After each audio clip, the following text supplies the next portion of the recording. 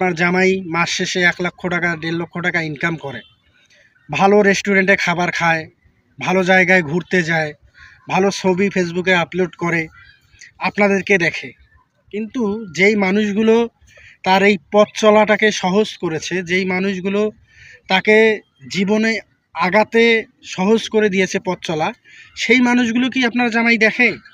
মানে আমি আপনার জামাইয়ের বাবা মায়ের কথা বলতেছি, যারা এত কষ্ট করে দিনরাত পরিশ্রম করে আপনার জামাইকে এত সুন্দরভাবে মানুষ করেছে, ভালো একটা জায়গায় অবস্থান যাতে করতে পারে, ভালো জায়গায় যেন যেতে পারে, যারা পরিশ্রম করেছে, যারা ত্যাগ স্বীকার করছে, আমি সেই সব বাবা মায়ের কথা বলছি।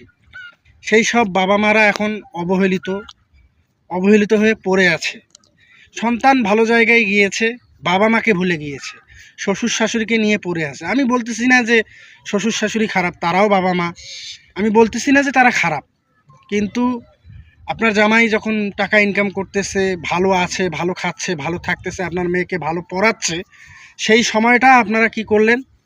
বাবা মায়ের কাছ থেকে সন্তানটাকে কেড়ে নিলেন, চেষ্টা করতেছেন বাবা মায়ের কাছ থেকে সন্তানের দূরত্বটা করে নিয়ে আপনাদের মেয়েকে যাতে ভালো রাখে, আপনাদেরকে যাতে ভালো রাখে, সেই সুযোগ সুবিধা নেওয়ার চেষ্টা করছেন। আমি আপনাকেই বলছি এমন কথা না, এরকম হাজারো ফ্যামিলি আছে, বাবা মা না খেয়ে আছে, বাবা মার চিকিৎসা পাচ্ছে না, বাবা মা অসুস্থ, সন্তান নেই, সন্তান পাশে নেই, যে সন্তানের জন্য বাবা মা আজকে অসুস্থ হয়ে গিয়েছে, বাবা মা পরিশ্রম করতে করতে আজ বাস্তবতার কাছে এসে হেরে গিয়েছে, সেই সন্তান আজকে বাবা মাকে দেখছে না। আজকে বাবা মা অবহেলিত। আমাদের সমাজে আমরা প্রায় খেয়াল করে থাকি বা দেখতে পাওয়া যায় যে শিক্ষিত মানুষের বাবা মা কখনো মানে ভালো কিছু পায় না। আপনি দেখবেন সমাজে লক্ষ্য করলেই দেখতে পারবেন, যারা শিক্ষিত তাদের বাবা মা দেখবেন বৃদ্ধাশ্রমে থাকে, অথচ রিক্সাওয়ালা, অটোওয়ালা বা বাস ড্রাইভার, ট্রাক ড্রাইভার, এদের বাবা মাকে নিয়ে কিন্তু এরা থাকে। এনাদের বাবা মাকে কখনো আলাদা করে না।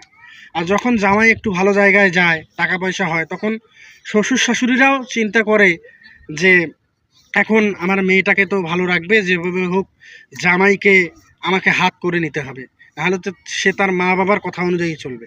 যে বাবা বাবা তাকে মানুষ করেছে, যে মা বাবা তাকে আগলে ধরে রেখেছে, যে বাবা বাবা তাকে পথ চলা শিখিয়েছে, সে বাবা মাকে না দেখে আপনি যে আপনার শ্বশুর শাশুড়ির হয়ে বা বউয়ের কথা শুনে চলছেন, এটা কতটা ন্যায় আর কি পরায়ণ? আপনি দেখেন, আপনি চিন্তা করেন, আপনি আপনার বিবেকটাকে জাগ্রত করেন, আপনি আপনাকে নিয়ে একটু ভাবেন, একটু চিন্তা করেন, একা আমার কথাগুলো শুন।